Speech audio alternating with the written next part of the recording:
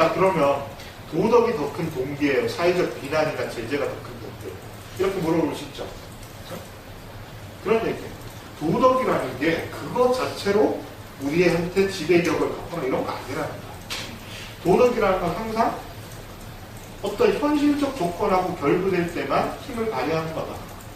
또 심지어 도덕이라는 게 만들어진 것 자체가 역사적으로 어떤 현실적 과정 속에서 어떠한 정세가 있어서 필요가 있기 때문에 만들어진 거지.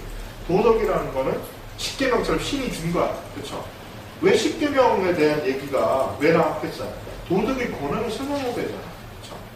우리가 왜 도덕을 지켜야 돼? 라고 물었을 때 기독교에서 거기에 대해서 대답하는 방식이에요. 신이 이걸 정해준 거니까 이렇게 나옵니다. 그 얘기는 우리 인간보다 초월적으로 있는 거잖아요. 신은. 인간과 다른 존재죠. 그렇죠? 현실 말고 다른 게 있다는 얘기예요. 현실을 넘어서는 뭔가 더 초월적인 존재가 있어서 이게 도덕을 보증해 주는 거다. 이렇게 설명하는 방식이잖아. 그렇죠? 그런데 우리가 알다시피 이거는 고대부터 최근에 이르기까지 인류 역사 대부분을 지배하는 사고방식이에요. 그렇죠? 오늘날은 상식적으로 이렇게 생각 잘 안 하지만, 그렇죠? 이론적으로 이런 생각 잘 안 하지만, 인류 역사를 봤을 때 인류는 역사시 이래로 대부분 이런 생각을 하고 살았어요. 이거 비판하는 거야. 이런 거 없다. 초월적인 거 없다. 그런 그러니까 이런 의미에서 좀 새로움이라는 것도 있겠고, 근데 단순히 그런 얘기만 있느냐. 근데 이동주 얘기는 계몽주의자들이 다 했던 얘기야. 그렇죠? 16세기, 17세기부터 계몽주의자들이 다 했던 얘기야. 근데 막스는 그거보다 좀 더 나아갔다는 얘기죠. 어떻게 더 나았냐. 이 모든 건 현실에 의해서만 움직이고, 관념이라는 게 중요한 거는 도덕이라는 것도 일종의 관념이잖아요. 관념이라는 게 자립적이지 않다. 꼭 신이 줬다 이런 생각을 안 한다는 것뿐만 아니라 관념은 그 자체로 어떤 힘을 가지고 작동 메커니즘을 가지고 움직이는 게 아니라 항상 현실에 의해서 규정된다. 현실에 의해서 결정된다. 전적으로 결정되지 않더라도 현실과 묶여있다. 그래서 실제로 있는 건 현실이고 이 현실이 만들어낸 결과 중에 하나가 관념들이다. 라는 거죠. 그러면 현실이라는 게 어디까지가 현실이야? 그리고 어디까지가 현실이 만들어낸 관념이냐? 이렇게 물어보는데 그거를 나누는 기준이 있는데 조금 더 말씀드리는데 텀을 하나 다 그어줘서 여기까지가 현실이고 이거는 가상이거나 현실이 됐더라도 덜 현실적이고 어떻게 보면 종속적인 현실이다. 이런 게 왜 종속적인 현실이라고 제가 표현하냐면 이게 없다는 거 아니에요. 그래서 도덕관념이라는 것도 있잖아요. 우리 눈에는 안 보이지만 실제로 작동하고 있잖아요. 그렇죠? 그런 의미에서는 현실이지만 그렇죠? 그런 의미에서는 현실이지만 이게 이 의미에서 이건 자립적이라고. 그러니까 얘가 없어도 얘는 있을 수 있어. 근데 이게 왜 종속적 현실이냐면 이게 없으면 이거는 존재할 수 없다. 그렇죠? 이게 존재하지 않는다는 게 아니고 우리가 꿈꾼 것처럼 있는다는 게 아니고 실제로 있어요. 실제로 있는데 자립적으로 존재하지 않는다. 그래서 자립적으로 존재하는 현실만이 진짜 현실이고 우리가 사회를, 세상을 이해하기 위해서는 이 자립적 현실이 어떻게 얘네들을 만들어내고 변화시키고 규정하고 하는가를 봐야 돼요. 그 다음에 또 하나 이게 또 종속적이라는 말의 또 다른 의미는 뭐냐면요. 이게 만약에 자립적이라면 동시에 불변하는 것을 가리켜 불변할 수가 있어요. 불변할 수가 있어요. 그래서 신이 변하지 않잖아요. 그렇죠? 종교에서 신은 변하지 않잖아요. 불변이 존재해요. 근데 이게 인간이 만들어낸 거다 그러면은 인간이 사고하는 방식이나 생활하는 방식이 달라지면 신에 대한 관념도 따라서 변화하겠죠. 그렇죠? 그래서 현실만이 존재한다는 말은 이런 종속적 현실들은 불변하는 것이 아니라 항상 변화할 뿐인 거야. 변화할 뿐인 거야. 자, 근데 이게 변화하려면 얘가 변해야 돼요. 그렇죠? 이게 락스는 근데 이 현실은 이 자립적 현실은 고정된 게 아니라 영원히 변화하는 절대로 멈추지 않고 끊임없이 변화하는 과정으로 속에 있다. 라고 생각을 해요. 현실이라는 거는 변화하는 과정 속에 있기 때문에 여기에 의존하는 종속적인 모든 것들은 다 변화할 뿐 아니라. 그럼 여기에 속하는 게 뭐가 있냐? 지금 말하는 도덕. 또 종교, 학문, 문화, 또 뭐가 있을까요? 정치, 국가라든지 이런 거 다. 그렇죠?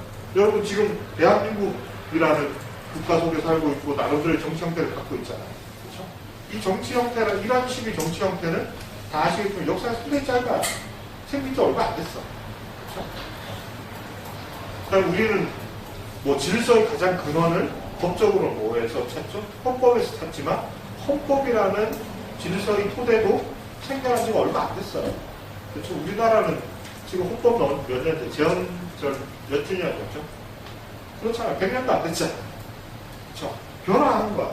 우리가 아무리 국가나 토대라고 말하더라도 다 변한다. 이게 왜 변하냐? 현실이 변화하기 때문에 변하는 거죠. 그렇죠? 이 변화가 되게 중요한 거죠.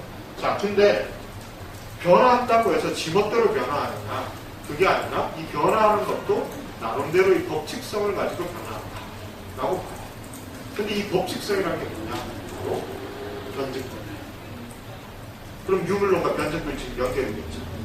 이 두 개가 뚝 떨어져 있는 두 가지를 별개의 원칙으로 막스가 내 사상의 토대는 두 가지야 이렇게 얘기한 게 아니라 이 두 가지는 연결돼 있다. 같이 서로 설명하는 거예요. 요것만이 현실, 자립적 현실만이 존재하는 것이고 이 자립적 현실은 변화하는 것인데 이것을 변화를 설명하는 방식이 변증법이에요. 이게 이제 유물론과 변증법이죠. 자, 제가 지금 경제학 철학 초보하다가 조금 중간 설명이 길어졌는데 자, 그럼 경제학 철학 초보로 다시 돌아갈게요. 다시 돌아가서 인간이 자본주의 사회 속에서 소외되는 것이 자본주의의 가장 큰 문제다. 이런 방식으로 관찰하는 거죠. 자, 그런데 우리가 논리적으로 조금만 생각해보면 어려운 게 아니라 논리적으로 어려운 게 아니라 인간이 소외되는 게 문제다. 이렇게 얘기하려면 뭐가 하나 전제가 돼야 돼요. 논리적으로. 뭐가 전제가 돼야 되냐면 소외되지 않은 인간이라는 게 있어요. 그렇죠? 그걸 인간의 본질이라고 하는 거죠. 인간은 무엇이다라는 정의가 있어야지 소외도 있을 수 있는 거예요. 인간에 대한 정의가 애초에 없어요. 자, 그러면 자본주의에 나타난 인간이 소외된 인간이 아니잖아요. 그냥 변화하는 인간 중에 하나잖아요. 그쵸? 인간이 소외되어서 문제다. 그러려면, 그런 얘기를 하려면, 소외되지 않은 인간이 있어요. 그게 논리적으로 전제되지 않으면 소외가 있을 수가 없어요. 그쵸? 소외는 원래 있던 본질이 변해서 다른 것이 되는 게 소외니까. 그쵸? 원래 있던 뭔가가 없으면 소외도 일어날 수가 없는 거야. 그러면, 경제학 1844년에서 경제학 철학 처구를 썼을 당시에 막스는 인간의 본질이라는 것을 생각하고 있었다는 거죠. 그래서 실제로 그 책에서 이때 인간은 개인이 아니에요. 개별적인 인간이 아니라 유적 존재, 인류. 인간 전체로서의 인간을 얘기를 하죠. 그래서 이거를 막스는 인간의 말이 너무 어렵죠. 유적 존재. 왜 다 일본 말들이야. 일본 말들이어가지고 우리말로는 이 말을 들어도 뭔지 떠오르지가 않아. 외래어랑 똑같아요. 그렇죠? 이거 좀 고쳐야 되는 거예요. 인간의 유적 본질이라는 게 있고 인간의 유적 본질은 뭐냐면 인간이란 자유롭고 이성적인 존재다. 이렇게 이거 흔히 듣는 얘기죠. 그렇죠? 흔히 듣는 얘기. 언제부터 나온 거예요? 이 얘기가 힘을 얻어서 일반화되기 시작한 건 개몽주의. 이건 막스의 독특한 생각이 아니라 이 개몽주의의 중요한 핵심적인 이념이 자유와 이성이잖아. 그러니까 계몽주의를 계승한 거야. 그래서 계몽주의자들이 가지고 있던 인간관을 그대로 계승한 거죠. 근데 자본주의는 바로 이 자유롭고 이성적인 존재여야 되는 인간을 자유롭지도 않고 비이성적인 존재로 만들기 때문에 문제다. 이렇게 봅니다. 자, 그러면 뭐가 문제야? 유물로 설명하고 틀리잖아요. 인간이라는 거 고정되어 있으면 안 돼요. 그렇죠? 현실이 계속 변하니 인간이라는 존재 끊임없이 변화하는 건데 변치 않는 인간의 본질이 있다 이렇게 해버리면 안 되잖아요. 그렇죠? 이런 모순이 발생을 하죠. 근데 이제 이 당시에는 이런 인식이 없죠. 그러니까 인간관이 이 다음 단계에 가면 변화하게 돼요. 이런 문제가 있어요. 스스로 유물론자로서의 자기 정체성도 가지기 시작하고 그리고 또 그 계몽주의자로서의 정체성도 여전히 가지고 있고, 이런, 그리고 또 해결주의자로서의 흔적도 가지고 있고, 또 포이러가 하는 아까 말한 소외라는 문제들도 상당히 중요한 논리로서 가지고 있던 좀 복잡한 관계였다. 이렇게 나올 수 있죠. 자, 그런데 이런 얘기만 하고 끝난 게 아니라 변증법 얘기를 여기서 또 합니다. 변증법 얘기를 하는 이유가 있는데요. 이 사람들한테 막스뿐만 아니라 이 당시 지식인들한테 해겔이, 이 청년 해겔학파한테 왜 하필 해겔이었냐, 수많은 철학자가 그 이전에 있었는데 왜 하필 해겔이었냐 라고 물어본다면 해겔의 변증법이 아주 중요한 원인이었어요. 변증법이라는 게 뭐냐, 간략하게 좀 설명을 드릴 텐데요. 이런 거, 이 중에 논술 수업 이런 거 고등학교 때 들으시면 뭐 형식 논리학 이런 거 배우잖아요. 학원에서, 학교에서도 배우고, 요새는 언어 영역 시간에서 고등학교 뭐 이런 거 배우는 것 같은데, 자, 이런 게 있습니다. A는 많이 없었어요. 이게 무슨 말인 것 같아요? 책은 책이죠. 그렇죠? 이 말은 다른 말로 표현하면은 A는 책은 책이 아닌 것이 그다음에 뭐가 와야 돼요? 아니죠. 그렇죠? 책은 책이다라는 말은 요거를 바꿔서 말하면 책은 책이 아닌 것이 아니야. 그래야 책이지. 그렇죠? 책이 아닌 것이 없어요. 처음부터 이게 명제가 둘 다 상관없습니다. 자, 이 두 개를 써놓고 나니까 둘 다를 포괄해서 또 하나의 법칙이 나오는데, 그렇죠? 책은 책이거나 책이 아니거나 둘 중에 하나예요. 그렇죠? A는 A거나 not A거나 둘 중에 하나예요. 이게 이제 동일률, 모순율, 대중률 이렇게 말하는 거예요. 그러니까 아실 필요 없어요. 그렇죠? 이런 게 있는데, 자, 근데 이런 식의 논리는 항상 어떤 실체 또는 사물이 그것이다라는 걸 전제로 해요. 무슨 얘기냐면 책은 항상 책이어야 돼. 책이 아까 이렇게 고개 딱 돌렸다 보니까 지우개를 변해. 또 돌렸다 보니까 공책으로 변해. 이러면 안 된다는 거예요. 그렇죠? 그렇다고 책은 항상 책이라는 거예요. 그러니까 이 단순한 논리를 현실 정치에다가 적용시켜 보면 어떤 문제가 발생을 하냐면, 이걸 정치적으로 실제로 어떻게 일어납니까? 어떤 정치 체제는 항상 그 정치 체제, 왕은 항상 왕이야. 군주제는 항상 군주제야. 공건제는 항상 공건제야. 이 말은 군주제가 공화정으로 바뀔 수가 없게끔 만들잖아요. 그렇죠? 군주제가 군주제이면서 동시에 군주제가 아닌 과정을 거쳐서 군주제가 더 이상 군주제가 아닌 단계로까지 가야지 공화정으로 넘어가잖아요. 그렇죠? 이게 변화죠. 그렇죠? 자, 이게 말이 좀 어려운데 이런 거예요. 물이 끓잖아요. 그렇죠? 물이 끓어서 100도씨가 되면 이제 수증기가 나요. 그렇죠? 자, 100도씨가 되기 이전까지 물은 물이죠. 근데 100도씨를 딱 넘겨보면 물은 더 이상 물이 아니죠. 그렇죠? 물은 물이다라는 원칙으로 이거 설명을 못하죠. 100도씨가 넘어버리면 물이 아니게 되는 거예요. 근데 물은 물이거나 물이 아니거나 물이 아니게 되는, 물이면서 동시에 물이 아니게 되는 어떤 지점을 딱 통과하면서 물이 아니게 돼요. 그렇죠? 그래서 형식 논리라는 건 기본적으로 현 상태를 그냥 기술하고 또 정당화하는 논리로 사용될 수 있고, 변증법이라는 것이 그래서 나오게 되는데, 변증법이라는 것은 이 변화를 설명하는 논리가 나오게 됩니다. 처음부터. 그래서 기존에 존재하는 어떤 것을 설명하는 방식이 이런 논리라면, 이것이 아닌 다른 어떤 것이 되게끔, 될 수 있게끔 하는 논리. 이게 정당하다고 말하는 근거가 있어야지 변화를 설명할 수 있게 되겠죠. 그렇죠? A가 not A로 될 수 있다. A가 A면서 동시에 not A다. 이게 논리적으로 가능해야지 할 수 있다는 거죠.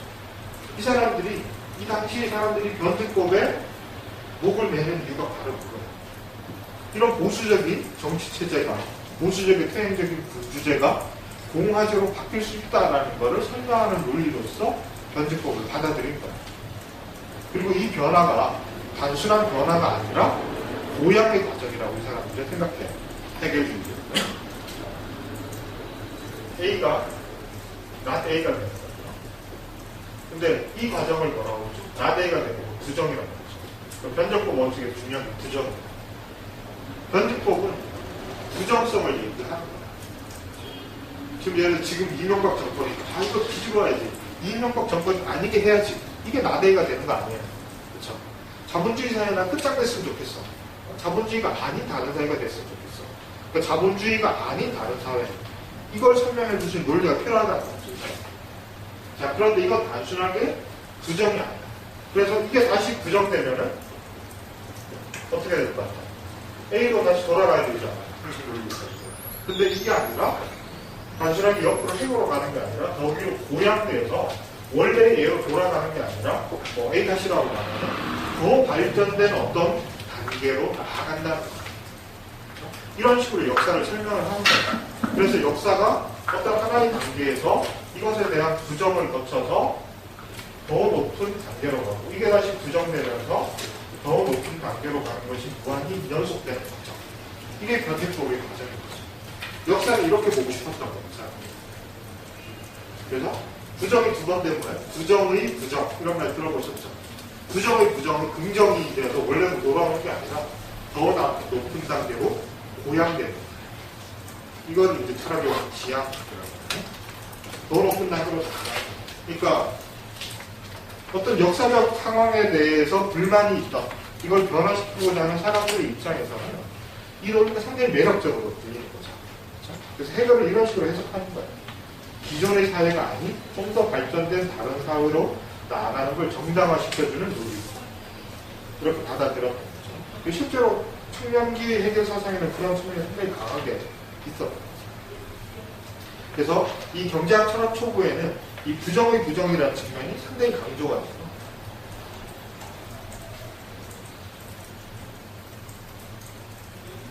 그리고 이 부정의 부정은 바로 소외, 자본주의에서의 인간의 소외를 극복할 수 있는 가능성을 제시하는 논리로 이해가 돼요.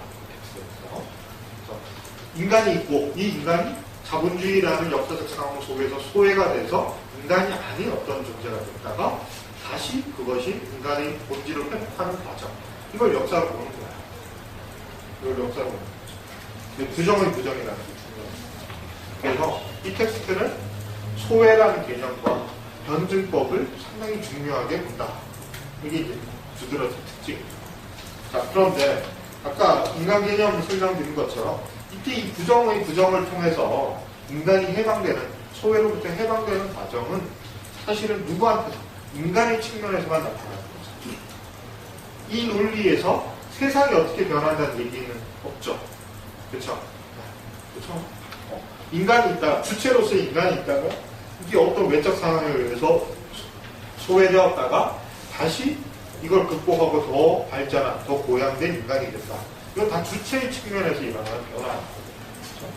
객관적인 조건, 바깥의 세계가 어떻게 변화해야 된다는 얘기는 별로 안 해요. 그렇기 때문에 그런 생각을 안 했다는 게 아니라 상대적으로 강조가 없어요. 그렇기 때문에 이 단계에서의 변증법은 주로 주체의 측면에서의 변화 과정을 얘기를 해요. 여기에 초점이 맞추어지는 거죠. 자, 그런데 이게 왜 문제가 되냐면 역사라는 거 우리가 쉽게 흔히 말해서 역사의 변화 또는 뭐 모든 변화를, 사회적 변화를 설명하는 방식은 거의 전형적으로 오늘날 모든 사람들이 동의하는 방식이 주관적 요인과 객관적 요인을 나눠서 설명하잖아요. 그렇죠? 인간이 기본적으로 갖고 있는 조건이 그렇잖아요. 나라는 의식이 있고 그 나라는 의식을 가진 주체가 있는 거고 내 바깥에 어떤 게 있는 거고 이런 식으로 인식이 이루어지는 게 인간이 갖고 있는 거의 기본적인 조건이에요. 여기에 대해서 뭐 토를 다는 사람은 물론 있긴 하지만 일반적인 건 아니에요. 그렇단 말이에요. 그래서 항상 역사의 변화는 주관적인 측면과 객관적인 측면으로 어떤 현상의 변화를 설명을 하는데 특히 막스주의의 경우에는 뭐가 중요하겠어요? 막스주의는 여러분 갖고 있는 통념도 그렇지만 세상을 바꾸는 거잖아요. 다른 말은 객관적 조건을 변화시키는 거잖아요. 자본주의라는 것 자체가 객관적 조건이잖아요. 근데 객관적 조건을 어떻게 변화시킬까에 대한 얘기보다 주관적 측면의 변화에 더 강조점이 주어진다는 거예요. 그래서 막스주의 이후의 역사도 마찬가지로 세상의 자본주의 극복과 공산주의 실현을 얘기를 하는데 이 과정에서 객관적 조건의 측면에서 역사의 발전을 보는 사람들이 있고 또 어떤 사람은 주관적 측면에서 보는 사람들이 있어요. 이게 이제 막스주의한테 가면 조금 얘기하면 객관적 조건이 어떻게 변화하는가. 예를 들어 자본주의가 어떤 객관적 조건 때문에 예를 들어 자본주의가 뭐 공황 같은 거 공황과 같은 객관적 조건 때문에 사회주의로 이해한다. 이건 객관적 조건이죠. 자본주의가 처해 있는 경제적 상황이 어떻게 변하기 때문에 사회가 변한다고 보는 입장입니다. 그게 아니라 노동자 계급의 혁명적 신청을 통해서 사회 공산주의가 실현된다. 이걸 더 강조하는 사람도 있단 말이에요. 막스주의는 이게 항상 붙어다니거든요. 붙어다니지만 개념적으로 구분할 수 있기 때문에 여기에 액센트를 주는 사람도 있고 여기에 액센트를 주는 사람도 있겠죠. 그렇죠? 근데 여기에도 액센트를 주는 사람들이 이 44년 텍스트를 읽었을 때 어떤 생각이 들었어요? 자기 입장을 지지해준다는 생각을 가질 수 있었겠죠. 그렇죠? 객관적 조건의 변화보다 주체의 변화, 변증법을 통해, 변증법, 특히 부정의 법칙을 통해서 주체의 변화의 과정을 통해서 인간이 해방되는 과정을 설명하고 있기 때문에 인간의 혁명적 실천을 통해서 공산주의를 실현해야 된다는 주장을 가진 사람들이 봤을 때는 자기 생각이 이 텍스트하고 잘 맞아떨어진다는 생각을 하게 됐어요, 실제로. 그래서 이후의 막스주의 역사에서 이 두 흐름이 크게 나누어지는데 이 흐름을 가진 사람들은 이 텍스트를 상당히 중요하게 생각해요. 굉장히 중요하게 생각하는데 아까 처음에 이제 이게 1930년대가 돼서 출판되어 있다고 했잖아요. 근데 그 당시 소련을 비롯한 막스주의 진영의 대체로 퍼져 있던 입장은 바로 이 입장이었어요. 이 객관적 조건에서의 변화를 사회주의의 이행을 설명하는 중요한 틀로 보는 사람들이 훨씬 많은 비중을 차지하고 주류의 자리에 있던 상황이었거든요. 그 상황 속에서 이 텍스트가 딱 나온 거예요. 그러니까 이 사람들, 이 텍스트를 읽은 사람들 중에 어떤 사람들은 이게 막스주의 진영을 지배하고 있는 주류의 얘기를 정복시킬 수 있는 아주 혁신적인 얘기인 것처럼 받아들여졌겠죠. 실제로 그런 기능을 했던 것 같습니다. 그래서 역사적으로 텍스트 자체도 중요하지만 막스주의 역사 속에서 역사적으로 상당히 중요한 역할을 했다. 그렇게 볼 수 있는 거죠. 거기다가 이 주체의 측면은 다른 말로 하면 아까 제가 리얼이 있고 진짜 현실이 있고 그렇죠? 자립적 현실이 있고 종속적 현실 종속되는 어떤 게 있다고 이걸 조금 더 보겠지만 막스는 이거를 토대라고 부르고 이거를 상부구조라고 부르고 이런 말 많이 들어보셨죠? 토대와 상부구조. 근데 유물론이라는 건 토대가 상부구조를 결정한다는 거잖아요. 그렇죠? 자, 그런데 이 44년 텍스트를 조금 확대해서 강하게 해석해버리면 어떤 결과가 오냐면 오히려 이게 이거를 결정할 수 있다는 얘기인 거고 들릴 수가 있겠죠. 그렇죠? 그런 식으로 실제로 해석돼요. 토대와 상부구조의 관계에서 토대를 강조하는 입장이 주류의 해석이라면 상부구조의 자율성을 주장하는 사람들이 자기들의 주장이 막스주의에 훨씬 부합하는 거다. 이렇게 얘기를 할 때 근거로서 내세우는 텍스트의 역할을 44년 초고가 했던 거야. 그렇게 되니까 주로 어디에서? 서유럽에서 문화주의나 문화 연구나 이데올로기 연구 같은 것들을 통해서 사회 정복을 꿈꾸는 경향이 생겨나는데 그 경향에 상당히 많은 영향을 주게 되죠. 그래서 우리나라 같은 경우에도 그 막스주의가 처음 수입될 때 해방 이후에 직후에 말고 나중에 수입될 때 이 경향들이 먼저 수입됐어요. 그러니까 우리나라 막스주의 되게 큰 문제가 뭐냐면 막스주의자들이 거의 없지만 그나마 있는 막스주의에 대한 관심 있는 사람들 중에서 되게 문제가 막스주의가 통째로 한꺼번에 존재하는 막스주의가 다 다양하게 수입이 돼서 이 중에 취사 선택이 이루어졌으면 큰 문제가 없었을 텐데 옛날에는 막스주의 자체가 금지되어 있었잖아요. 여러분들 금서라는 거 들어보셨어요? 금서라는 게 있었어요. 저희 대학 다닐 때 금서라는 게 있었어요. 대학에 가시면 대학 도서관에 한번 가보세요. 그 귀중본 서고라는 게 따로 있잖아요. 이름은 조금씩 다르지만 귀중본 서고에 가보면 옛날 책들이 있어요. 만지면 부스러질까 봐 하는 그런 것도 있지만 어떤 책들 요즘 대출되는 책 옛날 책들 한번 빌려보세요. 막스주의 관련된 옛날 책들 빌려보면 빨간 도장이 찍혀있어요. 찍혀있어서 이건 박사과정에서 보면 볼 수 있는 책. 또 대출도 안 되고 열람도 안 되고 이런 책들이 있었단 말이에요. 저희 대학교 80년대 말까지도 그런 책들이 실제로 대학 도서관에 있었어요. 그런 책들이 있어요. 지금도 남아있어요. 이게 금서예요. 금서. 그러다가 막스에 관련된 책이 막스라는 이름이 들어간 제목이 책이 그 해방 이후에 공식적으로 출판이 허용된 거는 83년인가 그래요. 얼마 안 됐어요. 상당히 최근의 일이에요. 그러다 보니까 이게 이제 금지되어 있어서 전문적인 연구자들 외에는 잘 못 봤기 때문에 옛날에 저희 대학교 할 때 막스 원전을 책이 안 나와 있으니까 초기에 어떻게 만드냐면 지금 저희 삼청동 여러분 좋아하시죠? 데이터로 많이 가시잖아요. 삼청동 저 끝에 삼청공원 입구 쪽으로 올라가다 보면은 되게 잘 지어놓은 극동문제연구소라고 있어요. 보셨어요? 전망 제일 좋은데 청와대 바로 내려다보고 있는 그게 경남대학교 무슨 극동문제연구소가 있어요. 그게 실제로는 국정원 안기부에서 운영하는 거예요. 그러니까 북한 문제 연구하는 그 국책연구소. 옛날에는 북한이나 막스주의에 대한 연구를 거기에서만 할 수 있었어요. 책도 거기에서만 있었어요. 거기에서 이제 운동권 선배들이 거기에 취업을 해서 교수가 됐거나 뭐 대학원을 들어가서 책을 몰래 제본해서 빼돌려서 그걸 막 복사해서 보고 이렇게밖에 못 봤단 말이에요. 원서로 보고 원서로 외국 나가서 몰래 사와서 그것도 제본해서 보고 이렇게밖에 못 봤어요. 그 정도로 이렇게 통제가 있다 보니까 이 중에서 처벌 안 받을 만한 것만 받아들인 거예요. 실제로. 70년대, 80년대 뭐 어떤 책 봤으면 제일 먼저 잡혀갔겠어요. 또 제일 심하게 처벌받을 거. 지금도 마찬가지예요. 뭐 관련된 거였겠어요? 정가.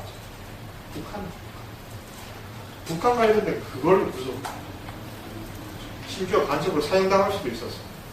실제로 그런 사람 있잖아요. 사형당할 수도 있었어요.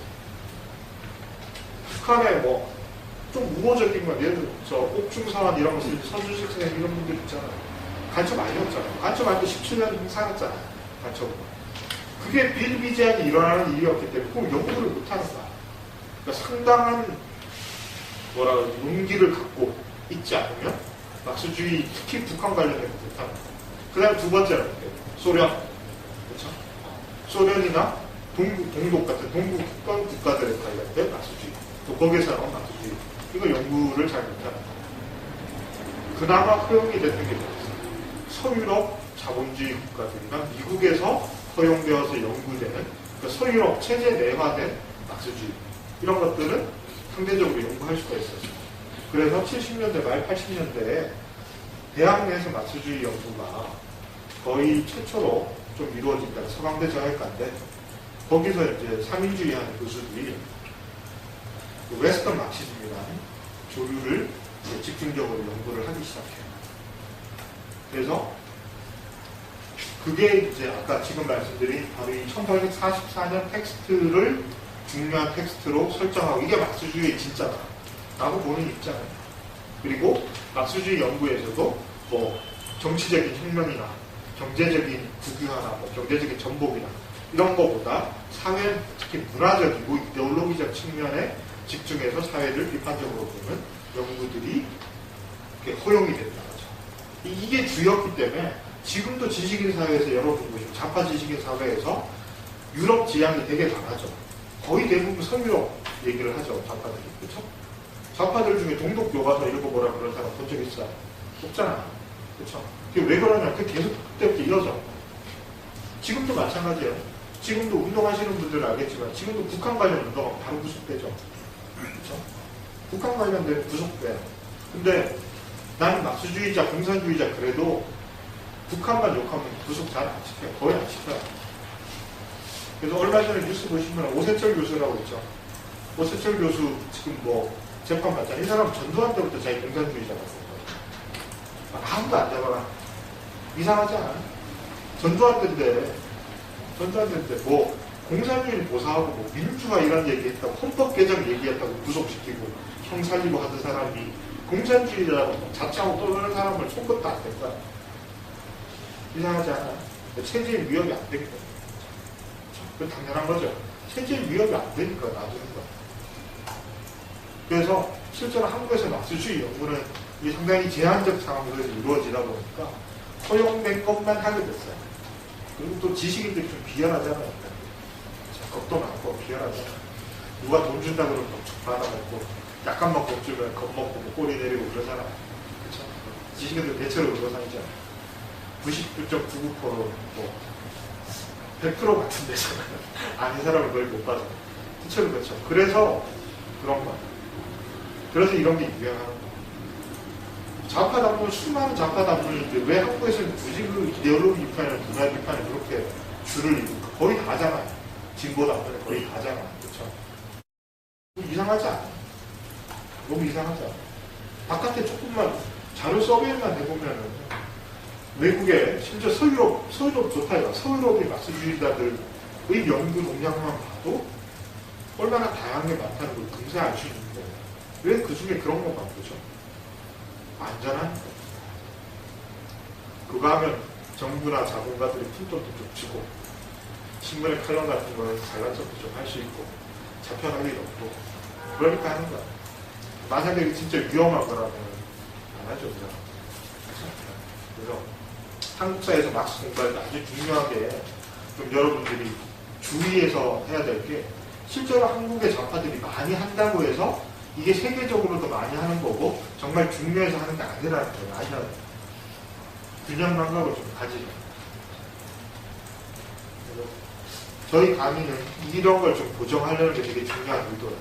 실제로 막스주의 역사에서 정말로 많이 다뤄졌던 거, 영향이 컸던 거 이런 거를 소개하려는 거지 한국에서 지식인 몇이 자기들 관심 있는 거 자꾸 중요하다고 떠드는데 그런 거는 상대적으로 적게 다뤄요.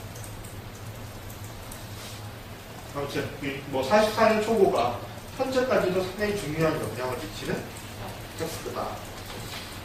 자, 그런데 바로 이 단계를 벗어나면서 금세 생각이 바뀌어요.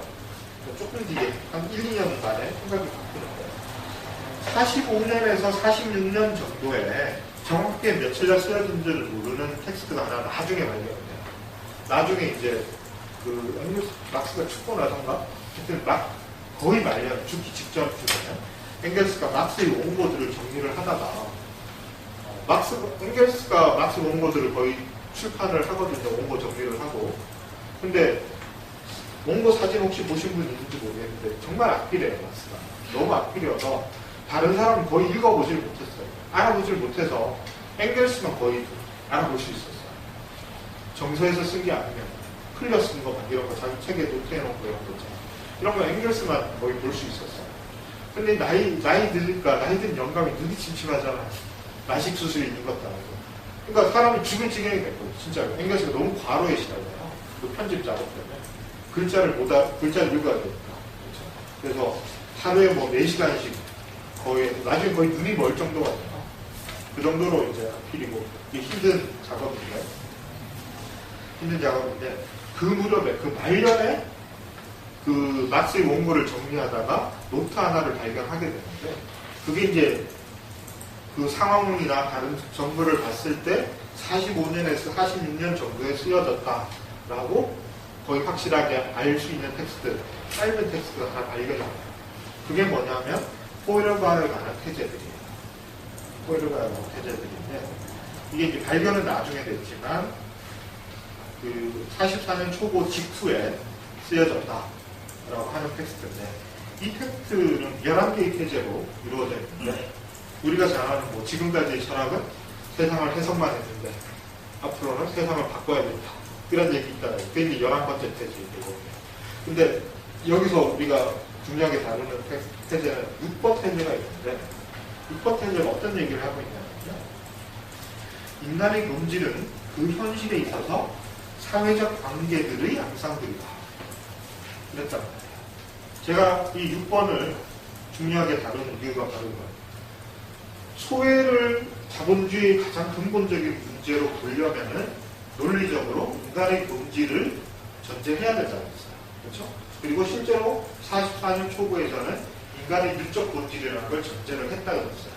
근데 불과 1, 2년 뒤에 쓰여진 텍스트에서는 인간의 본질은 자유로운 이성적 존재다. 이런 말이 쑥 들어가고 뭐라고 그랬죠? 사회적 관계들의 양상들이다. 양상들이라는 거죠. 여러 가지 독립적인 요인들이 모여서 하나를 이루는 거예요. 그렇다고 해서 양상들이라는 말은 그게 다 용광처럼 녹아서 하나, 단일한 하나가 되는 게 아니죠. 그렇죠? 그 구성 요소들이 각각의 특수성들을 다 갖고 있으면서 조화를 이루는 덩어리, 이게 앙상블이잖아요. 그렇죠? 관현악단 앙상블 그러잖아요. 음악에서 앙상블 그렇죠? 다양한 악기 소리들이 하나의 파음을 이루는 거예요. 그럼 인간의 본질은 독립적이고 추상적이고 뭐 관념적으로 있는 거 아니라 인간은 본질이라는 게 없고 인간의 본질은 그때그때 사회적 관계들이 모여서 일시적으로 모여진 어떤 관계들의 총합, 이게 인간의 본질이다. 이렇게 말하는 겁니다. 이게 유물론적 입장에 훨씬 부합하는 얘기죠. 이때를 계기로 막스의 인간관이 낡은 계몽주의적, 그 이전의 계몽주의적 유산으로부터 완전히 벗어나는 단계가 되는 거죠. 그래서 인간이라는 것을 자립적이고 또는 이제 불가능한 어떤 본질을 가진 존재가 아니라 사회적 관계들이 모여진 거예요. 근데 사회라는 거는 당연히 역사에 따라서 계속 변화하는 거죠. 사회적 조건들은 시대마다 다 다르잖아요. 그렇죠? 큰 역사적 시기 안에서도 구체적 상황마다 다 다를 거 아니에요. 그러면 사회적 관계의 양상들로서 인간의 본질은 항상 변화하는 거죠. 고정되지 않죠. 그렇죠? 이런 주장을 하게 된 거예요. 그렇게 되면 소외라는 것을 인간의 본질을 상실한 것, 이런 걸로 이해하기 힘들어지죠. 그렇죠? 물론 막스도 말년에 이렇게까지 소외라는 걸 되게 중요한 개념으로 사용하긴 하지만 소외가 거의 전적으로 핵심적인 원리가 되지도 않고 소외라는 것을 인간 본질을 상정하고 그것이 타락했다가 다시 회복되는 그런 과정을 이해하지도 않게 되는 거죠. 자, 그럼 이런 식으로 보게 되면 44년 초고에서의 인간의 소외라는 개념은 상당히 어떻게 보면 비막스적인 걸로 볼 수도 있게 되는 거예요. 그래서 후기 독일이 이제 보게 돼요. 독일 이데올기 이후에 48년 이후의 막스의 저작들을 막스 사상의 핵심적인 내용으로 보는 사람들은 그래서 44년 초고를 지나치게 강조해서 이걸 가지고 막스 사상 전체를 해석하려는 시도를 상당히 비막스적인 걸로 비판하는 사람들도 많아요.